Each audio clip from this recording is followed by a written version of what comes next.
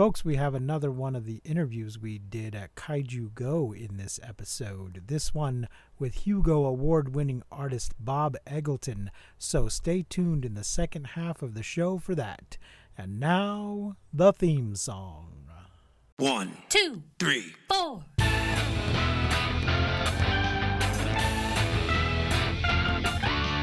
Monster movie. Fun time, go! Monster movie. Fun time, go.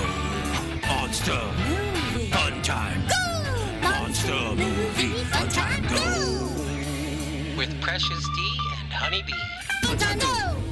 Ladies and gentlemen, boys and girls, friends and neighbors, welcome to Monster Movie Fun Time Go. I am one of your hosts, Precious D. And I'm the other one of your hosts, Honeybee. Welcome. Hello. Hi. We are two best friends making our way through the history of kaiju movies. We started in 1933 with the original King Kong, and now we are up to 1998. Ow. And the movie Deep Rising. Oh, yeah, baby. Honeybee, what did you think of Deep Rising? I was very impressed, to say the least, with Deep Rising. I kind of feel like Deep Rising is like Tremors meets It Came Beneath the Sea meets Deep Blue Sea, for those of you who have seen that. It was kind of like if all of those movies had an orgy and made a baby, this movie would have happened. Okay, it had a little bit of the Poseidon adventure in it too. In that it's a luxury ship, rather than a research ship.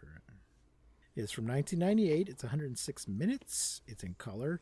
The budget was $45 million. The box office was $11.2 million.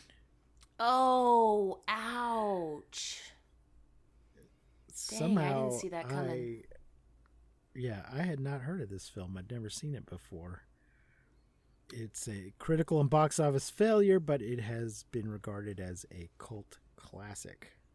Dang. What did you think? Did you think it was a failure, or did you think it was a classic? No, I enjoyed it. I mean, it wasn't a failure with me personally, but yeah, clearly It failed at the box office. Yeah, that sucks. The director is Stephen Sommers, who has made one of my favorite movies, The Mummy. Oh, about 11 years after this one. That's one of your favorite movies? How did I not know that? I really like it. He also did Van Helsing, which is not quite so good, and G.I. Joe, The Rise of Cobra. The cast is Treat Williams as John Finnegan, Famke Jensen as Trillian St. James, Anthony Heald as Simon Canton, Kevin J. O'Connell as Joey Pantucci. Kevin J. O'Connell is in The Mummy. Mm-hmm. Wes Studi as Hanover. Apparently, Summers likes to put him in his movies often. Derek O'Connor as Captain H.W. Atherton, Jason Fleming as Mulligan, Cliff Curtis as Mamuli, Clifton Powell as Mason, Trevor Goddard as T-Ray, Jimon Hansu as Vivo. He's in a lot of stuff these days. Mm-hmm. Una Damon as Leela, Clint Curtis as Billy, Warren Takuchi as Radar Man, Lyndon Banks as Communications Officer, Jack Ankler as Corpse. Well, damn. And Simone as Video Vault Woman, Leanne Adachi as Toilet Lady, Melanie Carr as Dealer, Colin McCarley as Sonar Man, Jim May as Mystery Man, Jana Summers as Party Girl, Marty Baldecchi as Party Girl, and Rana Morrison as Woman on Cruise Ship. I wonder if Mystery Man just means the person that picked up the package at one point that we don't see. Because that turns out to be somebody, I think. But we see, early on they're coming through and messing stuff up. Did I miss who Layla was? Who was Layla? I think she's the... Yeah, she's the mechanic. Oh, okay. On Treat Williams' ship. Who's apparently dating Joey. Mm-hmm. So, yeah, she doesn't make it. I know, which is so sad because I wanted her to make it so bad because she's so fine. Yeah, she was quite nice. Gosh, she was gorgeous. Whew. So yeah, I really liked it. Yeah, I loved it. I loved it. I thought there was so much going on in this movie, and like there was a lot of moving parts in this movie for sure. Like there's so many different groups of people, so many different things. You don't really know what's going on at first. The kind of way that they hid the kaiju for the first hour of the movie was not annoying. It was very well done. It wasn't like, some movies that we see where it's like, come on, okay, we get it. Like there was a lot of people shit in this movie, but I felt like they did a really, really great job of just making it enjoyable, making it suspenseful, and keeping the action, especially with the monster throughout the whole movie, since we don't see it for so long, really good and just action-packed, suspenseful. It was so good in that way of like, there were moments where I was like, damn, this is a lot of people shit, but I was never annoyed by it. Do you know what I mean? Uh-huh. Like it was never like, this is too much. It was like the way that they hid the monster for the first hour of the movie was so well done, and I really appreciated that. Well, let's just dive in, so to speak, to the plot. which I got from Wikipedia. Thank you, Wikipedia. Thank you, Wikipedia. Amidst a storm, Captain John Finnegan and his crew, Joey Pantucci and Leela, are hired by mercenaries Hanover, Mulligan, Mason, Billy, T-Ray, and Mamuli, and Vivo to pilot their boat across the South China Sea to an undisclosed rendezvous point. Folks, if you run a charter boat, do not take jobs going to some mysterious point for a mysterious reason. You should always know why you're going and where with mysterious cargo. Yeah. There's no way they put that cargo on the boat and no one was like, I mean, I know part of the deal was like no questions, but I mean, come on now, ask a few questions. Never take a no questions job ever. Meanwhile, the Argonautica, a luxury cruise ship built and owned by Simon Canton, is undertaking its maiden voyage while a saboteur disables the ship's navigation and communication systems. I guess that was a mystery man. Maybe it was another character, because Simon might have been busy while that was going on. I had a problem with the name of this ship. It was bugging me. Yeah, it was the Argonautica. Like, so what? Well, the Argonautica is a poem about the Argonauts, who are the crew of the Argo. So if you want to name a ship after that, you should just call it the Argo, not the poem about the Argonauts. It's just really weird. Well, maybe they did that to sound fancier and richer because it was a pleasure ship. Ooh. I guess. I just didn't understand what he was saying. Like in the whole first, I didn't understand what the ship name was until later on when everything's destroyed and you actually like the camera pans by and it actually says like Argonautica. I was like, oh, because when he's saying it during his like cheers, the captain, it just sounds like he's saying, I literally wrote down Argonautica ? Spelled Argananagehhhh. Like, what is it? Like, what is he saying? Because I could not figure it out. Yeah, no, I looked it up because I know what an Argonaut is, but I was like, what the fuck is an Argonautica? What is that supposed to be? What's an Argonaut? They're the sailors on the Argo. It's an old Greek legend.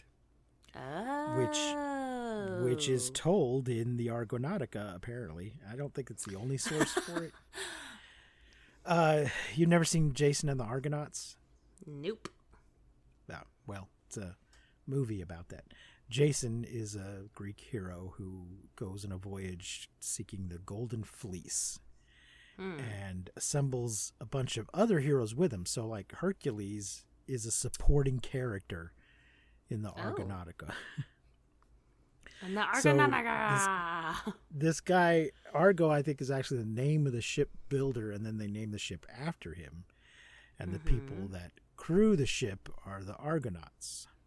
Ooh. And the poem that tells their story is the Argonautica. Like how the story of Odysseus is told in the Odyssey. Right. Okay. So, but I knew about Jason and the Argonauts, but I had not known that the poem itself is called the Argonautica, which just, I don't know, it just struck me as a weird thing. Just call it the Argo. It's fine.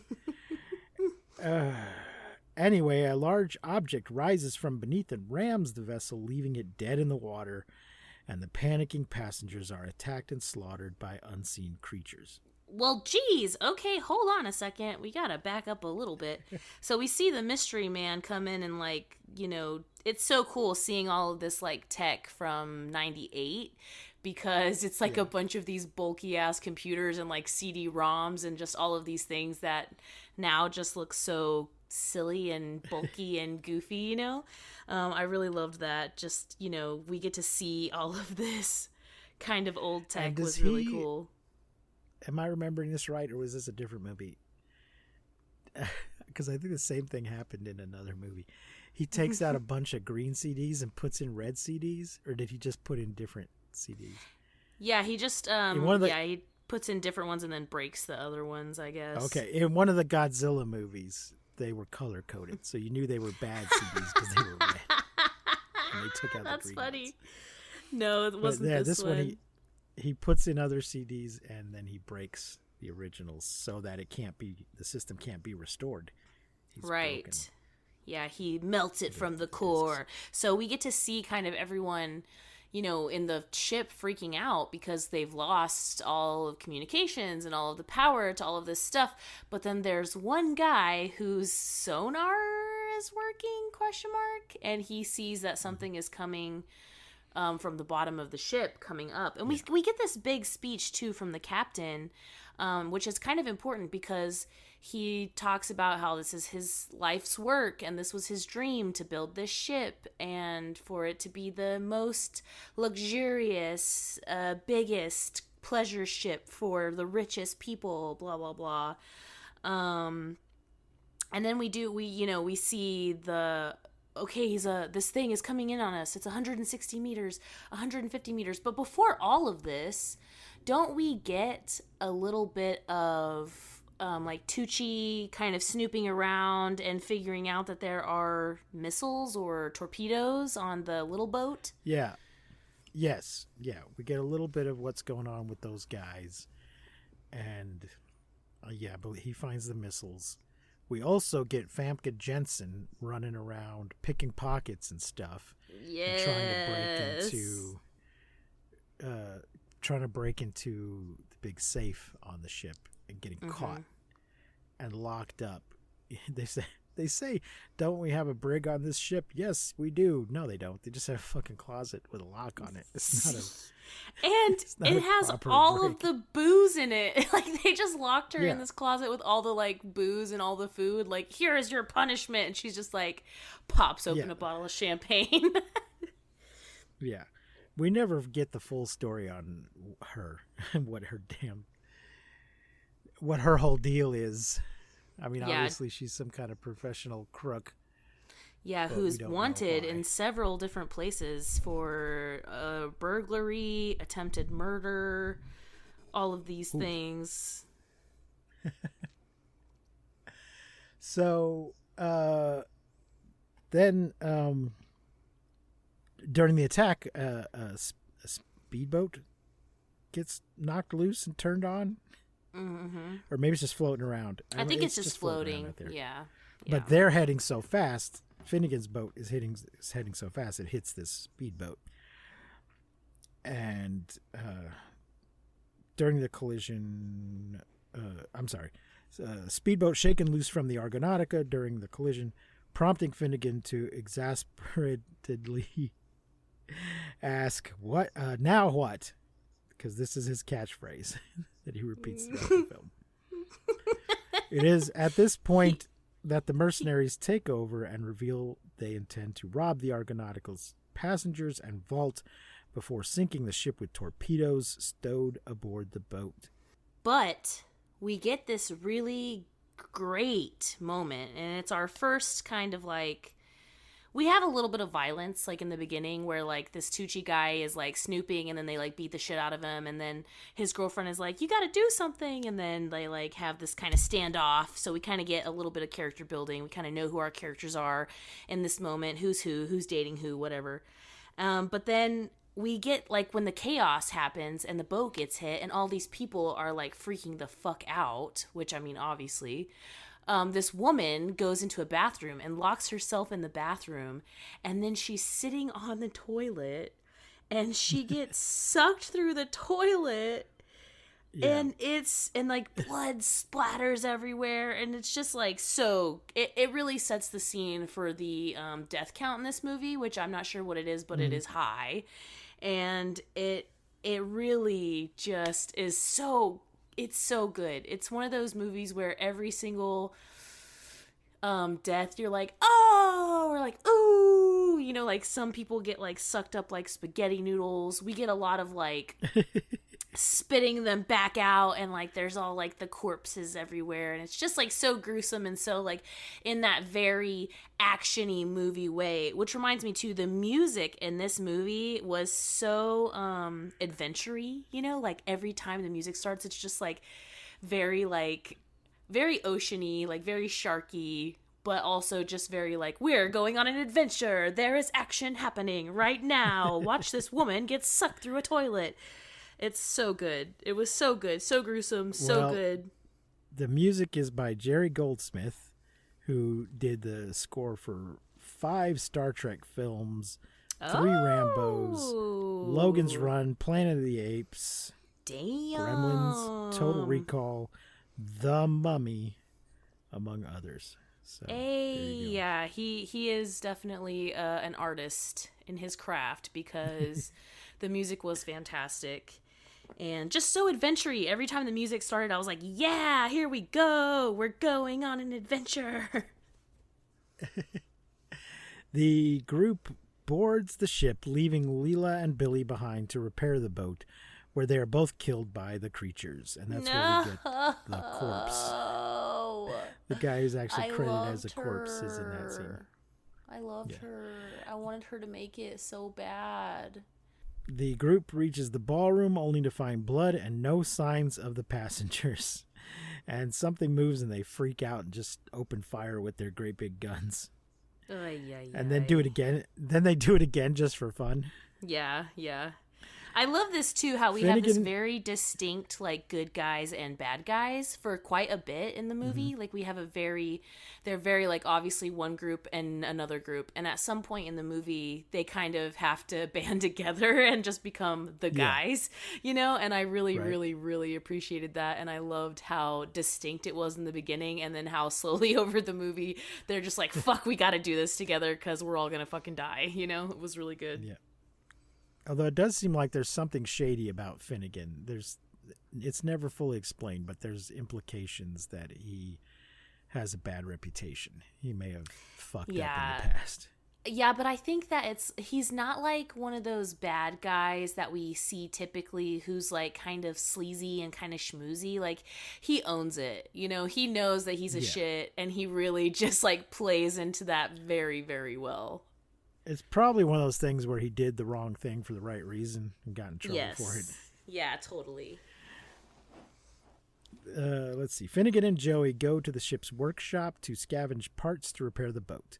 Meanwhile, T-Ray goes off to investigate strange noises and is torn to shreds by the creatures. Mamuli contacts Hanover, but is dragged off by the unseen creatures, forcing Finnegan and Joey to flee. They run into a woman named Trillian, a passenger who was imprisoned for stealing. That's Famke Janssen. Yeah, and she obviously has no idea what's going on because she's been locked in this room, so she doesn't realize that all of the passengers, like, they can't find any of the passengers, so they automatically are like, where are they? Where are the passengers? And she's like, sleeping? Like, she has no idea what's going on.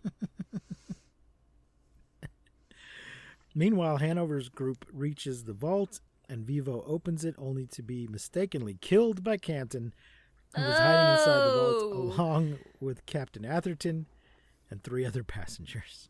Oh, this one was good, too, because it's just like the axe, he just gets the axe to the face, and you're not expecting it. There's a lot of good jump scares in this movie. Some of them you are expecting because of the music and because of just, like, how they're placed. But this was a really good one where I was just like, oh, shit, was not expecting it. Especially not expecting it to be the captain, because we don't know what's going on. Like, we haven't seen the creatures yet. We've only heard them, and they're kind of like growly whale sounds, kind of like a whale sound mixed with like a growl of some sort. So you just really don't know what's going on. And then, like, all of a sudden this axe just flying through the air, just shing. It was a good one. It was a good one. Mason and Mulligan panic and accidentally kill the passengers. Canton and Atherton explain to the mercenaries that the ship has been attacked by unknown creatures that killed everyone else on board. Under questioning, Canton is found to be the saboteur, having hired the mercenaries to sink the unprofitable ship so that he could collect on the insurance. I believe $487.6 million. He spent so much on the ship, there was no way he could turn a profit. And is it Joey who says it? Somebody's like, so you did all this because you got the math wrong? Yeah, I really love Joey's character. I loved his character so much. Also, the mushing of the passengers' guts when they're, like, walking down this hallway after they have this conversation about, like, you fucking did this on purpose, you piece of shit, is just chef's kiss. The sound effects of just the crunching and the mushing of the dead bodies, it's that very, like, when you watch a movie and shit's, like, too real, you're like, ugh, like, I can't do it. But this is just so over the top and so, like, just really the movie, you're just really in it, and it's very well done. I love the sound effects of this movie. Joey was Benny in The Mummy, by the way, folks, if you don't recognize the actor's name. And as I was watching this, I was like, Treat Williams could have been the lead. I think Brendan Fraser was better, but I could see if he hadn't done it, or that he could have gone with Treat Williams instead. Similar kind of character. Yeah, very, very similar. The group is attacked by creatures resembling giant spike-covered tentacles, which eat Atherton, but they're tentacles with mouths on the end.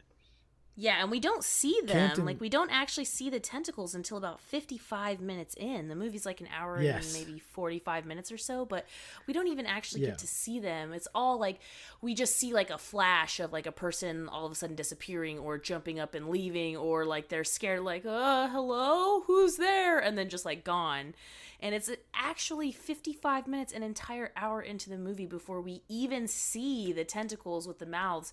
And usually I really hate that. Usually it's like, come on already, like, what the hell? But I'm telling you, they really did such a good job with this. And the tentacles, the monsters look amazing. Yes, they do. Canton theorizes that the creatures are an extreme evolution of the Otia, which drain their victims of their bodily fluids and then eject the carcasses. He turns out to be incorrect in this, because they are worm creatures, not what it turns out to be. The survivors flee, but Mason is grabbed by a creature and kills himself by detonating a grenade. Mulligan elects to stay behind in the crew's galley until a rescue party can arrive, while arguing with the others as the creature slips in through the range hood. Mulligan scares it off with fire, but is ambushed and devoured by another. In a running battle, the survivors find themselves being herded towards the bow of the ship, where they find a feeding ground full of bloody skeletal remains. Attempting to rid himself of any witnesses to his insurance scam, Canton misleads the others to the bow, where he moves towards an exit route. The creatures break through the hull, flooding the lower decks and separating the survivors. Also, the Finnegan and Trillian, this whole movie, you know, they kind of have these moments. Like, all of this is going on, right? All the stuff you're talking about, like, they're hurting them, all of this stuff, people are dying left and right. And I'm, like, thinking to myself, like, if you're in this, like, situation, if you're in a situation like this, like, do you have time, or, like, do you have the energy or the desire? Is it, like, just human nature to, like, flirt with someone in your group, or, like, give them, like, fuck me eyes every now and then? Yes, like, I'm just wondering, like, is that realistic? Is this really happening? Is this our trauma bonding moment? Yes, the middle of a deadly crisis is absolutely the best time to try to make a connection. You got to take your chance. They have a few, I guess so. He who hesitates masturbates, I guess. But they have, like, so many moments where they just, like, all of this shit is going on and it's so crazy. And then they just have these, like, one-liners, you know, with each other. Or, like, they make this deal where if they get out alive, and she's like, if you take me with you, let's make a deal. If you take me with you. And he's like, I can have anything I want. And she's like, yeah, you can have anything you want. He's like, can I get a cold beer? Like, it's just, like, so, like, oh my gosh. And then there's, like, another point too where, like, the herding thing is going on and they're, like, being herded to the bow of the ship, and they have this, like, moment between the two of them where they just, like, have this, like, they just kind of, like, I don't know, he, like, winks at her, or, like, they just have this, like, one-liner back and forth where it's just, like, I'm like, really? Is that what we're doing right now? Do we have fucking time for this, like, flirty nonsense? Like, god damn it, would you focus?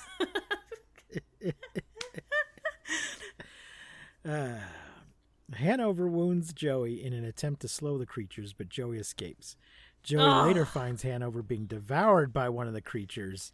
As an act of mercy, he leaves Hanover a gun, but Hanover wastes his only shot trying to kill Joey.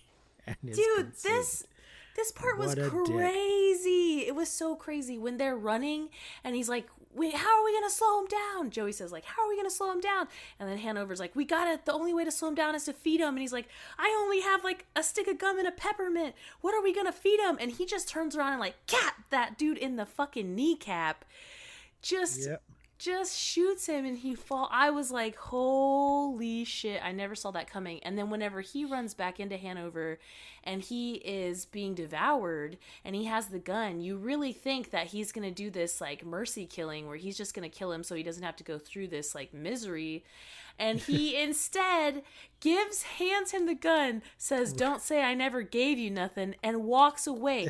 The man has 2 bullets left. He fires them both at Tucci instead of killing himself, then goes to put the gun to his head and no bullets left. I was like, you deserve it, Joey, you little prick. Joey probably should have just shot him himself, but he should have. He absolutely should have, but he's too good of a guy. Like, he's too good of a guy to actually kill someone. He doesn't, it's like, it's not in him, you know? He doesn't have that, like, sick fuck in him who wants to just, like, he's like, there's enough people have been dead. He's been separated from his poor girlfriend. He doesn't even know she's dead, but I'm sure that he has some sort of, you know, inkling that maybe she's dead, that maybe she hasn't made it. And he's just a really good dude, and he's just kind of goofy, and he didn't want to kill anybody. There's enough, it's like enough people dying on this fucking boat. So he does the right thing, and then he still tries to shoot him. I was not, that moment took me for a loop. I was like, wow, holy shit.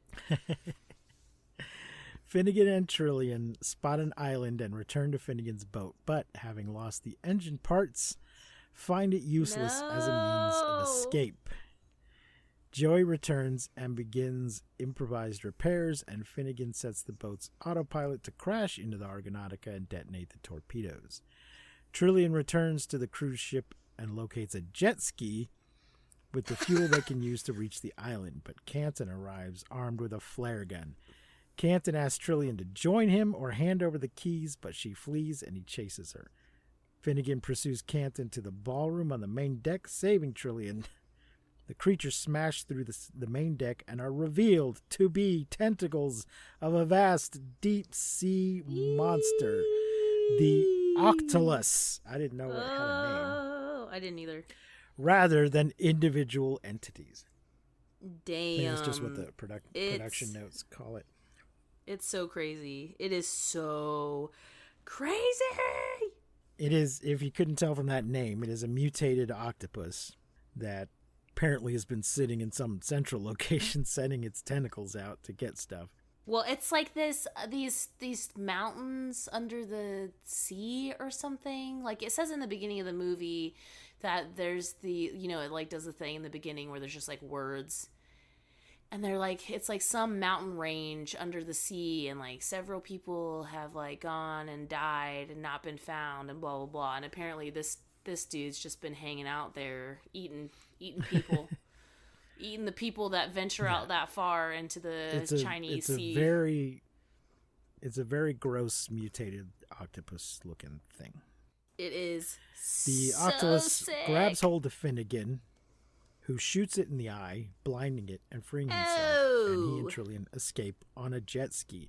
This whole jet ski part is just crazy. Just going up and down the corridors, and they start to jump off a little ramp thing, but then have to turn around because the jet ski part is just so funny. It's just so hilarious. I loved it so much. It's just absolutely ridiculous and amazing, and I just man, I couldn't get enough of it. And it goes on for way longer than it should, which made it even better. Canton flees the Argonautica by jumping onto Finnegan's boat, but he breaks his leg doing so. Yeah, Crippled, that's what you he is get, unable you to disable the autopilot and dies as the boat crashes into the Argonautica. Yeah, eat it. Eat your fucking life's work, you bastard. Detonating the torpedoes and destroying both ships and the Octolus. Get a load of these Finnegan torpedoes. and Trillian reach the island, where they find and reunite with Joey, yay, whom they thought had died. Oh my gosh, And then I was so happy. Here comes the best part. So yeah, they're about to start making out, and then Joey shows up. Yeah, But they they're actually happy do to see it. kiss. They're not like, yeah, they're like, Yeah. he's like, now we're stranded on this island, and she's just like, and then all of a sudden Joey's like floating into the sea, like with his fucking shot ass leg, like watch the leg. I was so shocked to see him. I was so happy to see him because I was so sad when I thought he was dead. I was like, no. I'm always amused by your make-out technique there.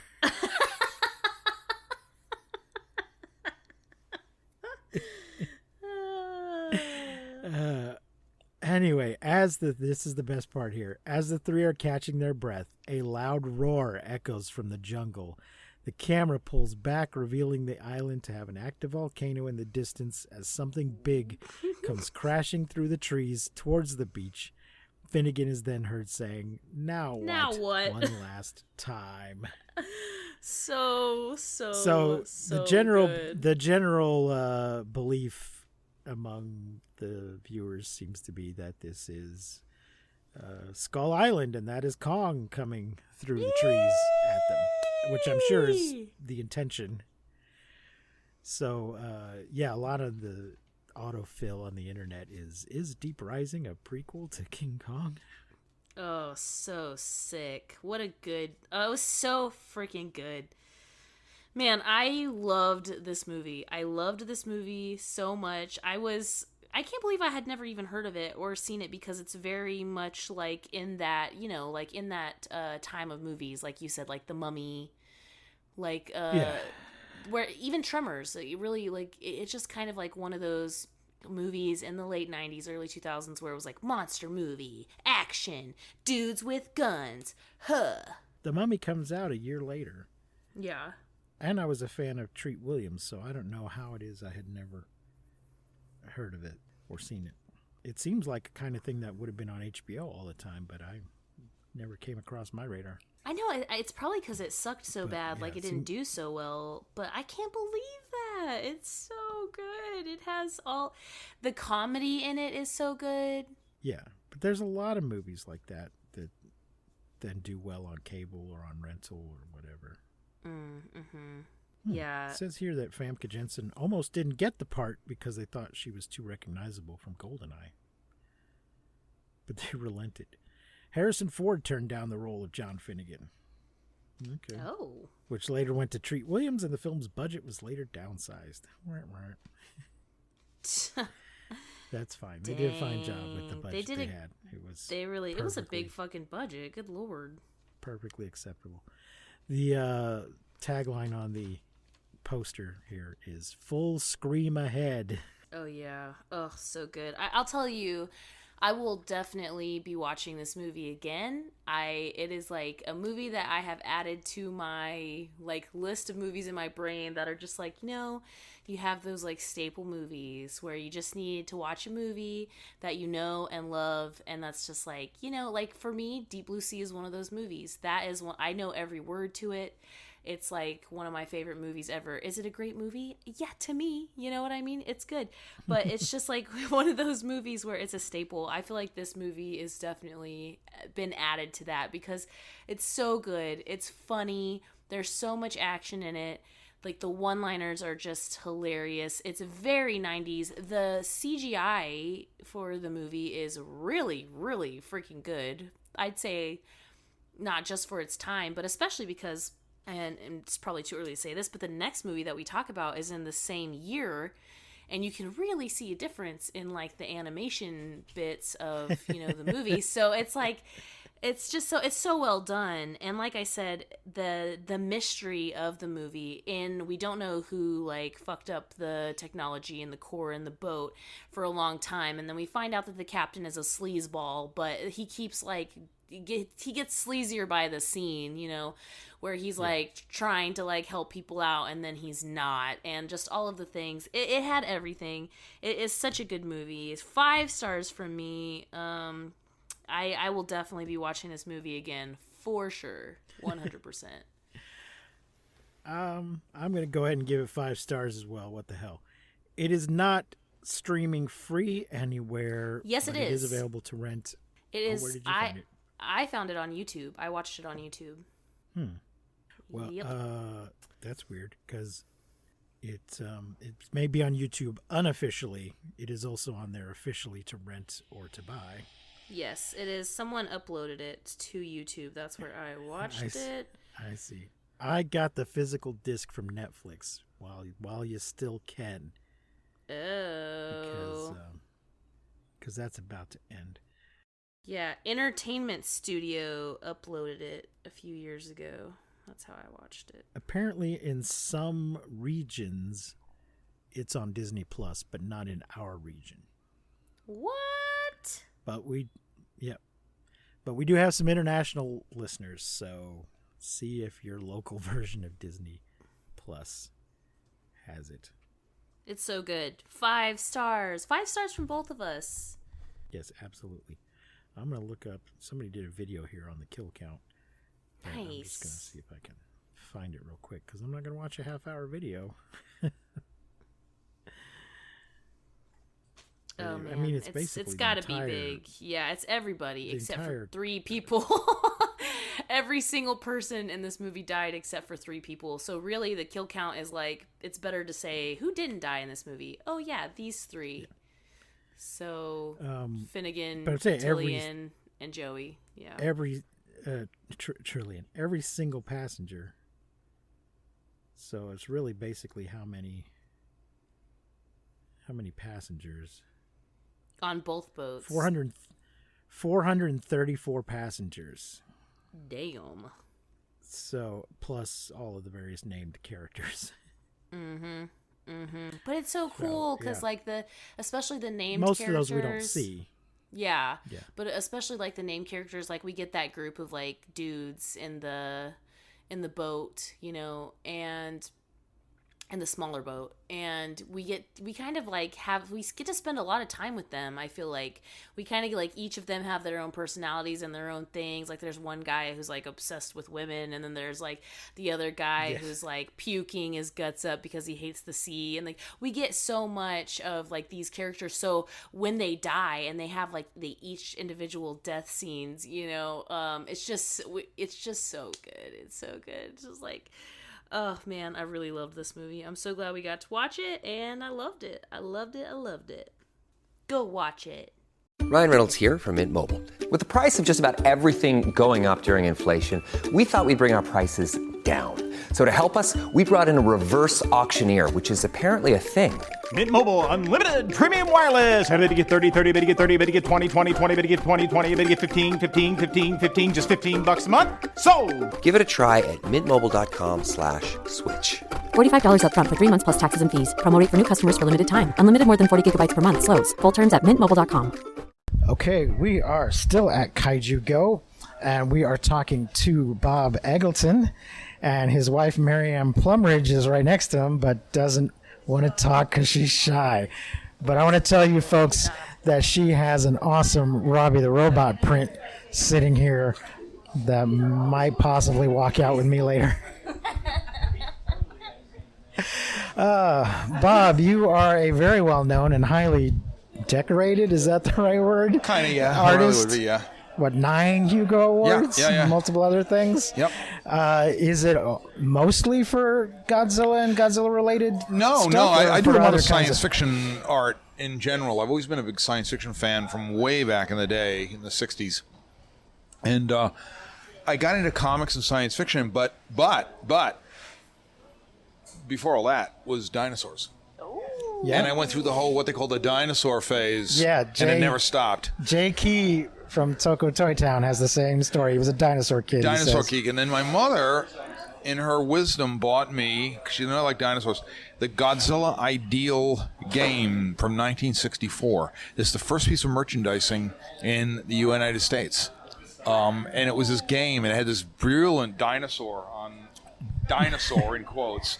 And he was zapping New York City. The Brooklyn Bridge was collapsing, the whole bit. I just fell in love with it. It's a 69-cent board game. Do you still have that? I have the original board, and I bought another nice, rather good copy of the game itself. Because I'm guessing that probably goes for a few bucks about on eBay. $600-700. Yeah. Wow.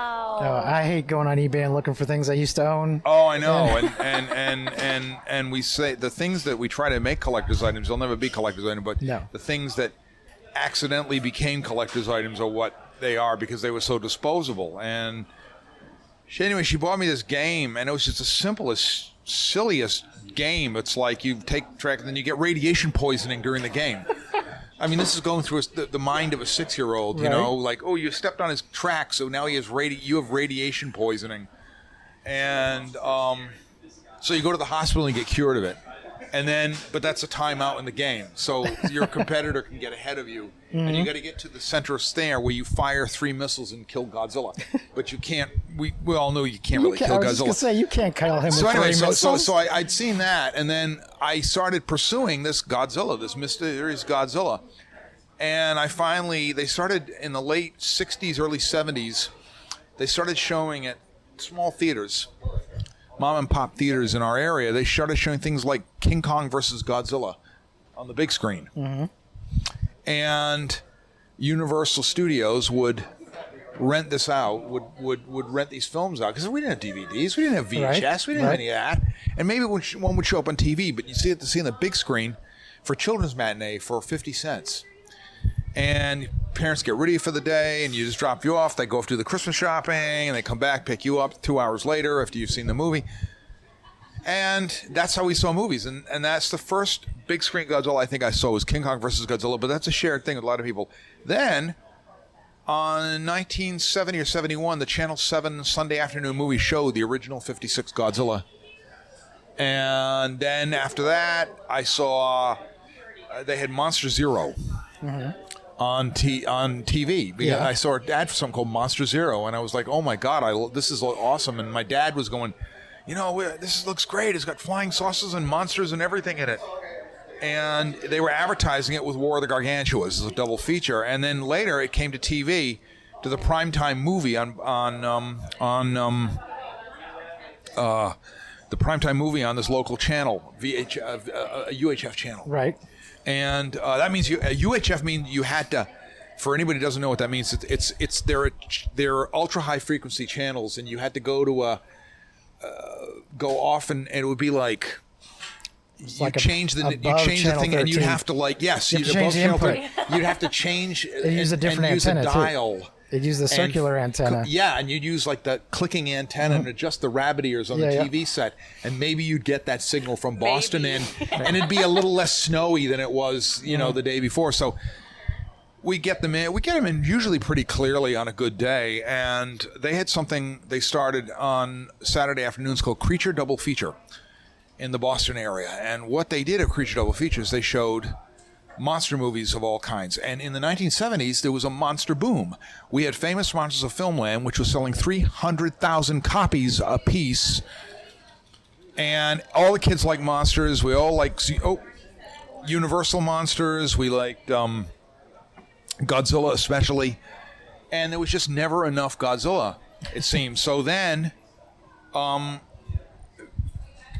there was really, in the United States at that time in the 70s, there was a monster boom where they were showing Godzilla movies, and American International Pictures was renting out Godzilla versus the Thing, i.e. Mothra versus Godzilla. Yep. And Destroy All Monsters. That was a double feature I saw with Yog, Monster from Space. And these are all things I just kind of walked into, and I said, oh my God, I love this stuff. And I was 12 at the time, you know, Right. and then I would come home and draw pictures of them. And what I remember seeing of them, because it's very hard to find pictures of these things. So I would use what I would do to reimagine what I saw. And the big one was Destroy All Monsters. That was a biggie for me. And later on, it just got more and more. And then we had started seeing, and we got in the 1990s, and it started really, they were making more Godzilla movies in Japan. And more toys would come out, and they were toys unlike we'd ever saw in the United States. So, and then now Godzilla is like mainstream. Yeah. He is absolutely very popular mainstream right now. So many projects coming out. Legendary in the Pictures works. has over $1 billion, $2 billion revenue from the 4 movies they did. Yeah. And the merchandising is great. And then we got the Godzilla -1 coming out. Then we have Godzilla and Kong, the New Empire. Yep. And we have a Godzilla Apple TV show. Apple TV Godzilla. It's called Monsterverse or something like that now. They keep changing the titles Monarch. of it. Something to do with Monarch. Monarch. And we got like Gamera on it coming up next week or so. Gamera anime soon on Gamera Netflix. anime, and we got Godzilla Singular Point. Yep. It's pretty amazing, actually. It's pretty amazing. It's an exciting time to be alive if you're a kaiju fan. Absolutely, it is. Yeah. I just discovered a new mecha versus kaiju type cartoon on Netflix. Mecha Cadets. Wow, just I haven't started. seen It's that based one. on a Boom comic. Oh, right. Okay. And I haven't seen that one. That's on Netflix. So it focuses more on the mecha, but they're fighting kaiju from outer space. Right. So right. there's was it Super Robot Brothers? Came out last year, I think, on Netflix. And then everything went Similar Shin. thing. Everything's Shin. Shin Godzilla, Shin Ultraman, Shin Master Rider. There was some guy on YouTube saying they should just put Shin in front of everything. Just take your favorite movie and put Shin in front of it. Yeah, Shin Star Trek. So there you go. Exactly. It's because that's what the big thing is. Everybody loves kaiju, and they may not admit they love it, but sometimes they really do. Because I found a lot of science fiction fans are like that. I go to these science fiction conventions, the World Science Fiction. I used to go there a lot. That's where I got the Hugos from. Yeah. And what was happening was you get these people, and they're all like, too cool. And then they come inside, they say, hey, that Godzilla movie was really cool. I really think, I just want to tell you that, like that. And and I would give a presentation on Godzilla movies at these things, and it would be standing room only. So, don't tell me the interest isn't there. And I was trying to tell people, and now it's become like sort of kaiju are like epic modern mythology. It's like dragons were in the Middle Ages and stuff like that. Now we have kaiju because, and it could be extended to Pacific Rim, it could extend to Godzilla, it could extend to everything. They're these mysterious beasts that come out of somewhere, and not necessarily dinosaurs, not necessarily explicable, but they're just mysterious beasts. Yeah. Well, we were just at G-Fest. We saw you there, but we knew we'd be seeing you here, so we didn't. We just kind of waved as we went by. But if you go to that, you can see how big the enthusiasm for this genre is. Yeah, it is, and it's huge. I mean, G-Fest went. I used to go to G-Fest. I was telling one of the guys here, 150 people there. Right. It started off maybe almost 30 years ago, and it was a 28th one, but that's not counting the 2 years they had to skip, I think. Yeah, and there's also something called G-Con and Kaiju Con. They did all these different name changes over the years, and they were trying to kind of, they were going through their own thing, and it was just people really, you'd hear about it, and you get little flyers. There's going to be this thing in Chicago, and like, oh, cool. The dealer's room is as big as what you're looking at me around. That was it. Maybe half a dozen dealers. Wow. And they finally would bring like Koichi Kawakita from Japan, and he came over for one early G-Fest, and it was big. And then they brought Robert Scott Field. He came over for an early G-Fest. And the biggie in 2010 was when we got Akira Takarada to come over, and he became the godfather of G-Fest. And he became a personal friend of mine, which is really nice. His family and everything, they're wonderful, wonderful people. And here I was, when I was 10 years old, watching Godzilla King of the Monsters and Monster Zero, starring Akira Takarada, not having a clue that years later the guy would be a friend of mine. Right. And there's something really great in that. And then I was a running extra in the movie Godzilla Against Mechagodzilla in 2003, too. I saw that on your resume. And that was fun. It was like 10 hours of shooting, running in heat like we have out here in Texas. Yeah. Like that, running with long pants on and a jacket on because I had to look like spring. That's what they're telling everybody. So I said, so we're almost collapsing from heat exhaustion. And after 10 hours of shooting, I wind up in it for like two seconds. Sure. You can see me just running. You can see this guy running along, Yeah. And oh my God, there I am, like that, way in the back. And then we find out from the director, Masaki Tezuka, he had said to me, because he got to know me really well, and he says, if I was knowing you were going to be there, I would have made a scene for you. I made a scene for you. And it's like, oh, cool, all right, yeah. So it's just fun to be part of all of this and have it come part of me, and and I've always loved this stuff, and I do lots of science fiction, I do lots of stuff, but kaiju's a big part of it to me. I have illustrated edition of King Kong coming out from MBI Books in the fall. It's going to be really 10 color pieces of artwork.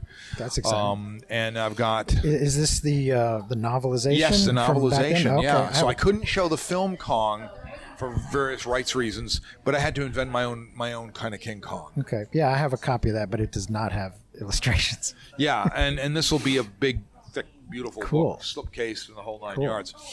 And then I'm doing some other Godzilla-related things. One is a toy project, and then there'll be a variant of the Godzilla Rivals comic book by Matt Frank. So Space Godzilla, and that will be coming out August 30th with my cover as an alternate cover. Oh, great.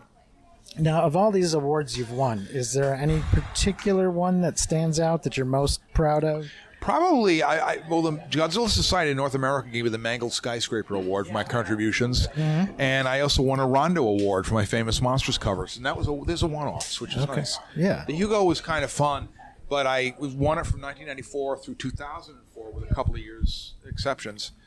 So I just look at it like, and that was for my science fiction stuff. And so that wasn't even for necessarily what you see in front of you, Godzilla and stuff like that. So, yeah. Is there any character that you have not worked on that you would like to? A dream project? Oh, man.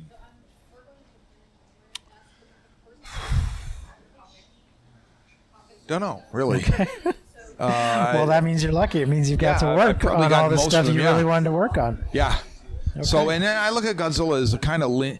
It's a concept. Godzilla is a concept. If you put 4 artists in a room and ask to do 4 different Godzillas, you'd have 4 different Godzillas. Right. And that's what's kept him alive for 70 years. Yeah. Is that he's changed. He's come from the serious mutated radioactive lizard. He's become kind of a superhero in the 70s. And then he got serious again, and then he became kind of when we got to 2014, he kind of sort of became a hero again. You know what I mean? Just, he's defending Earth because we screwed it up. You know what I mean? And that works out really. It's it's just Godzilla as a concept, and so. Well, they're about to open the doors soon here at Kaiju Go, so we will let you go. But thank you so much. very much for talking to us. Thank you.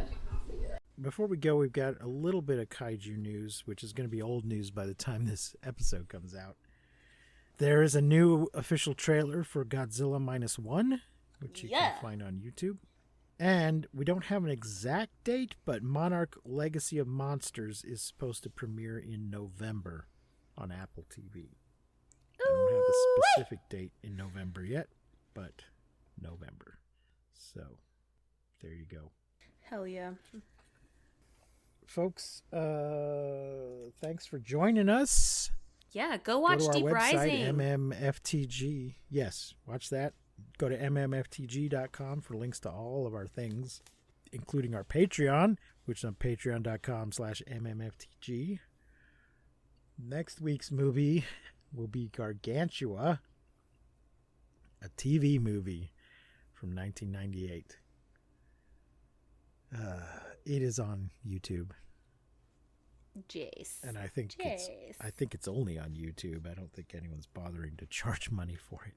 So, there you go. Until then, I have been Precious D. And I have been Honey Bee. Remember to keep calm and take shelter in basements. And please don't misuse science. We won't see you, but you will hear us next time on Monster Movie Fun Time Go. Argananaga!